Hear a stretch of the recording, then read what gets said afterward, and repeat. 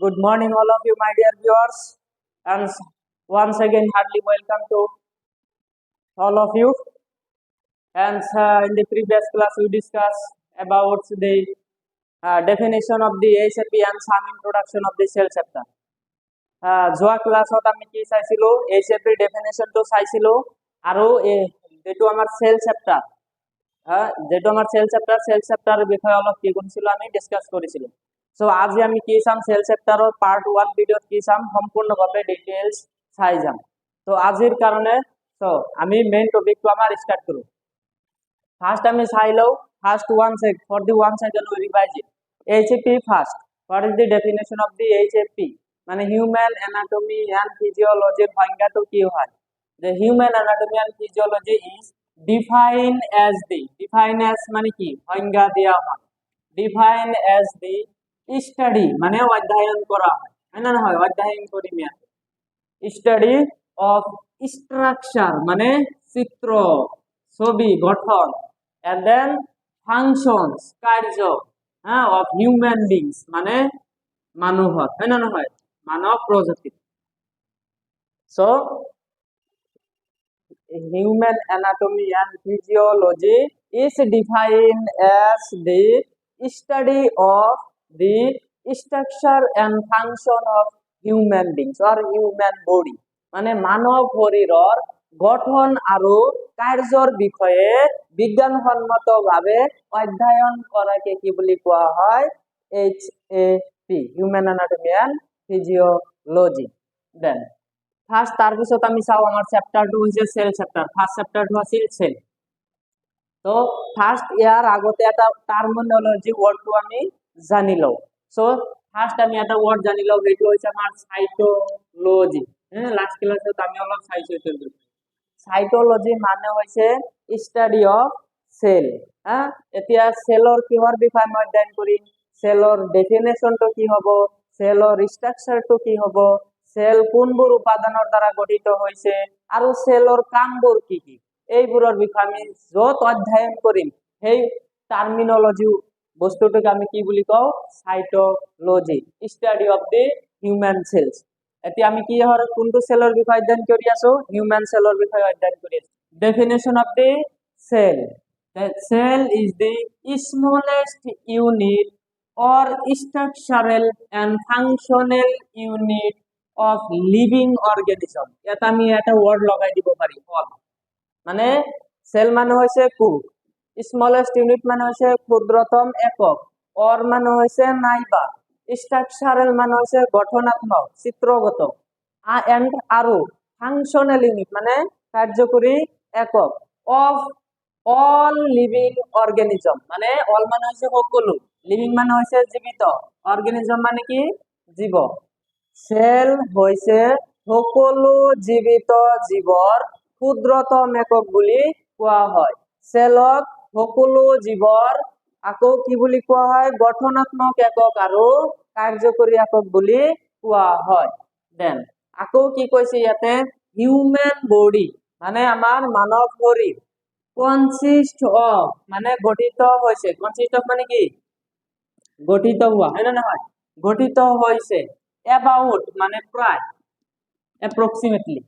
প্ৰায় 37 trillions of the cell আমাৰ human বডিটো কিমান সেলৰ দ্বাৰা গঠিত হৈ আছে about 37 trillion cells দ্বাৰা গঠিত হৈ আছে এখিনি হৈছে ফাৰ্স্ট আমাৰ ডেফিনেশন গল দেন আপনি আমি চাও ডিসকভাৰ মানে কোনে সেলক আবিষ্কাৰ কৰিছিল প্ৰথমতে হয় না নহয় পিছত কোনে আবিষ্কাৰ কৰিছিল এই ফাৰ্স্ট যেটো আমাৰ সেল ডিসকভাৰ কৰিছিল সায়েন্টিস্টজনৰ নাম হৈছে রবার্ট হুক তেও কি করেছিল ডেড সেল ইনভেনশন করেছিল কি করেছিল ডেড সেল ডিসকভার করেছিল ফার্স্ট করেছে কারণে ইনভেনশন কব পারি দুটা মিনিং টু দুটা হয় এটা হচ্ছে ইনভেনশন আইছে যদি কয়ে থই যাও ইনভেনশন এন্ড ডিসকভার ইনভেনশন মানে কি ফার্স্ট যেটো প্রথমে যেটো কি করা হয় আমার সৃষ্টি করা হয় ফাইন্ড আউট করি উলিয়া হয় এটা হচ্ছে ইনভেনশন আকৌ সেই ইনভেনশন বস্তুটো পিছত যদি আকৌ কোনোবাই ভালদৰে ৰিপ্ৰেজেন্ট কৰে ভালদৰে বস্তুটো তৈয়াৰ কৰে তাক আমি কি হিচাপে কও ডিসকভাৰ তেতিয়াহলে বুজি পাইছো হয় না নহয় ফাৰ্স্ট ইনভেনশন কোনে কৰিছিল ৰবাৰ্ট হুক কিমান চনত কৰিছিল 1665 5 তেও কি সেল উলিয়াইছিল ডেড সেল মানে মৃত সেল এতিয়া কথা হল আমি কি লিভিং অর্গানিজম মানে জীবিত জীব এতিয়া আমার মৃত সেল তো দরকার নাই হয় না না মৃত মানে কি মৃত হয়েছে তার কোনো কাম নাই এতিয়া আমার লাগিব কি লিভ সেল লাগিব হয় না নহয় এতিয়া লিভ সেল ডিসকভার কৰিছিল জীবিত সেল হয় না নহয় ডিসকভাৰ কৰিছিল এ বি লিভেনহক তেও এজন সাইন্টিস্ট হয় না না এন্টনি ভেন লিভেনহক তেও কি কৰিছিল লিভ সেল আবিষ্কাৰ কৰিছিল কিমান চনত 1674 ইমান চনত এন্টনি ভেন লিভেনহকে লিভ সেল আবিষ্কাৰ কৰিছিল বুজি পাইছে ইমানখিনি then let's move to our cell theory মানে আকৌ আৰু দুজন সাইন্টিস্ট আছিল সিহঁতে কি কৰিছিল এই সেলৰ তথ্য দিছিল কোষৰ তথ্য থিওৰি মানে কি তথ্য হয় না নহয় কোষৰ তথ্য দিছিল তেতিয়া দুজন সাইন্টিস্টৰ নাম কি স্লাইডেন এন্ড সুৱান এই দুজন সাইন্টিস্টে কৰিছিল কোষৰ তথ্য দিছিল চাও সিহঁতে সেলটো কি হিচাপে তথ্য দিছে কি হিচাপে সেলটো কি হিচাপে আগবঢ়াইছে আমি চাও অল লিভিং থিংস মানে সকলো জীবিত বস্তু আর কম্পোস্ট অফ মানে গঠিত হয়েছে ওয়ান অর মোর সেলস এটা নাইবা তাতকৈ বেশি সেলৰ দ্বারা কি হৈ আছে সকলো জীবিত বস্তু গঠিত হৈ আছে সকলো জীবিত বস্তু এটা নাইবা তাতকৈ বেশি কোষৰ দ্বারা গঠিত হৈছে দেন আকৌ কি কৈছে the cell is the basic unit of life আকৌ কোষটো হৈছে জীৱৰ মূল একক বেসিক ইউনিট মানে কি বেসিক মানে হৈছে মূল ইউনিট মানে হৈছে একক মূল একক কিহৰ আমাৰ জীৱৰ লাইফ মানে কি জীৱ হয় না নহয় জীৱৰ আকৌ কি কৈছে এন্ড আৰু নিউ সেল মানে নতুন কোষ নিউ সেল নতুন কোষ arise from existing cells মানে হচ্ছে পুরনি সেলস কি সেল পুরনি কোষ নাইবা ই কি বুলি কব পারি মাদার সেল বুলিও কব পারি প্যারেন্ট সেলস বুলিও কব পারি পিতৃকোষ কব পারি নাইবা মাতৃকোষ কব পারি কারণ তার পৰাই কি হয় আমাৰ নতুন এটা সেলৰ উৎপত্তি হয় আমি এইবিলাক বস্তু ক'ত শিকিম সেল ডিভিজনত ভালদৰে শিকিম যে এটা প্যাৰেন্ট সেলৰ পৰা কেনেকৈ দুটা অপত্য ডটাৰ সেলৰ উৎপত্তি হয় সেইবিলাক আমি কোষ বিভাজনত কৰিম এতিয়া সিহঁতৰ মতে থিওৰিটো হৈছে সেইটো কি হল থিওৰিটো যে সকলো জীবিত বস্তুই এটা নাইবা তাতকৈ বেছি কোষৰ দ্বাৰা গঠিত হৈছে আকৌ কি কৈছে দি সেলটো হৈছে জীৱৰ মূল একক বুলিও কৈছে আকৌ কি কৈছে new cells arise from the existing cell পুৰনি সেলৰ পৰা কি হয় নতুন কোষৰ উৎপত্তি হয় এইটো হৈছে আমাৰ সেল থিওৰি কোনে দিছিল দুজন সাইন্টিস্ট আমি জানো স্লাইডেন এন্ড সুৱান দেন এতিয়া আমি চাও সেলৰ সাইজটো কিমান নরমালি কিমান সাইজ হয় দি most of animal cells are small সাইজত কি হয় স্মল মানে কি সৰু most সাইজত সৰু হয় and range between তাৰ মানে সিহঁতৰ পৰিসৰ সাইজটো কিমান হয় পৰিসৰ range between 1 to 100 মাইক্ৰোমিটাৰ একৰ পৰা 100 মাইক্ৰোমিটাৰৰ ভিতৰত কি হয় সিহঁতৰ পৰিসৰটো হয় কোনবোৰ সেলৰ most of animal cells বেছি সংখ্যক পুৰানো কি হয় প্ৰাণী কোষৰ হয় না নহয় দেন বাট কিন্তু দি এভারেজ সাইজ মানে কি আমি কি বলি ধরো এভারেজ সাইজ মানে সকলোকে ধরে যেটো সিদ্ধান্ত এটা উপনীতি হয় না হয় সাপোজ 5টা 6টা 7টা ইউনিটে যেটা মেজরিটি যেটোর বেশি হবে হয় না নহয় হেতুক আমি কি বলি কম average size of human cells মানব কোষৰ এভাৰেজ সাইজটো হৈছে আকাৰটো হৈছে কি 20 to 30 মাইক্রোমিটার হিউম্যান সেল তেতিয়াহলে সাইজ কিমান হল 20 to 30 মাইক্রোমিটার এন্ড তার পিছত ইয়াৰ পিছত চাম আমি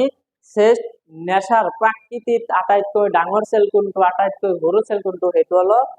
তলত আৰু পিছত চাম এটো চাম আশা কৰো এই সম্পূৰ্ণখিনি বুজি পাইছে হয় না নহয় 1 সেকেন্ডৰ কাৰণে আকৌ এবাৰ ৰিভাইজ কৰি দিও হয় না নহয় দেন ফার্স্ট আমি জানিলো HAP এর ফুল ফর্মটো হল কি হিউম্যান এনাটমি এন্ড ফিজিওলজি এতিয়া HAP ডেফিনেশনটো কেনেদৰে ক'ব পাৰি human anatomy and physiology is defined as the scientific study of anatomy and physiology of human beings মানে মানৱ শৰীৰৰ কি শিকিম আমি anatomy আৰু physiology বিষয়ে কি কৰিম অধ্যয়ন কৰিম then the anatomy includes the structure anatomy means structure আকৌ physiology means function সেই কাৰণে আমি কি করি আর ডেফিনিশনটো এর সুন্দর করে ক'ব পারি যে human anatomy and physiology is defined as the study of anatomy and physiology of human beings. Anatomy includes the study of structure and physiology includes function of the human beings. আশা করো বুঝি পাইছে ডেফিনেশনটো হয় না নহয় দেন তার পিছত চাও সেলৰ ডেফিনেশনটো চালো cell is the smallest unit or structural and functional unit of an organism এটা জীৱৰ কাৰণে ক্ষুদ্ৰতম একক আৰু গঠনাত্মক নাইবা কাৰ্যকৰী একক বুলি আমি সেলক আখ্যা দিয়া হয় বা বুলি কোৱা হয় তাৰ পিছত কি চালো আমাৰ শৰীৰটো আমাৰ হিউম্যান বডিটো মানৱ শৰীৰটো about 37 ট্ৰিলিয়ন সেলছৰ দ্বাৰা কি হৈ আছে গঠিত হৈ আছে humans body consist of about 37 trillion of the cells তার পিছত আমি কি চাম ফার্স্ট ডিসকভার হয় না না ইনভেনশন এন্ড ডিসকভার কোনে আবিষ্কার করেছিল সেল